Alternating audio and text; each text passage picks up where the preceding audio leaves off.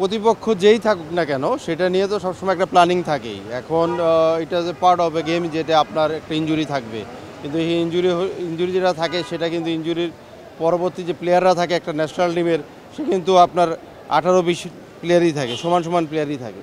আমি মনে করি যে এটার আমাদের যে প্ল্যান আছে, যে কোচিং যেভাবে প্ল্যান করছে সেই প্ল্যান অনুযায়ী আমাদের খেলার ধরন থাকবে।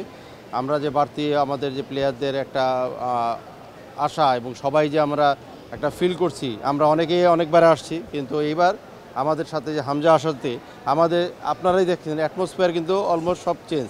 তো আমি মনে করি সেই জিনিসটাকে আমাদের কিন্তু একটা বাড়তি উদ্দীপনা যোগাচ্ছে। আমার মনে হয় এটাতে ইনশাল্লাহ আমাদের একটা ভালো রেজাল্ট হবে। ওভারঅল এটা একটা বাড়তি পাওয়া সবার জন্যই, এটা আমাদের দেশের জন্য আমরা একটা প্রাইড ফিল করি যে ওর মতো একটা প্লেয়ার আমাদের সাথে যাচ্ছে, এবং প্লেয়াররাও এটাতে খুব তাকে নিয়ে মানিয়ে গেছে, এবং সে খুবই হাম্বল।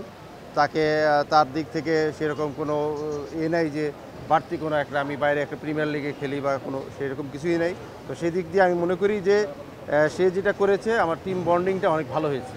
আপনি বলবেন যে কারা কোন ফুটবলার আসলে যাচ্ছে না? আমরা কালকে পর্যন্ত 127 জন স্কোয়াডটা তো এখনো মানে 23 সদস্য না 23 জন আসেন না, যাচ্ছে না সবাই।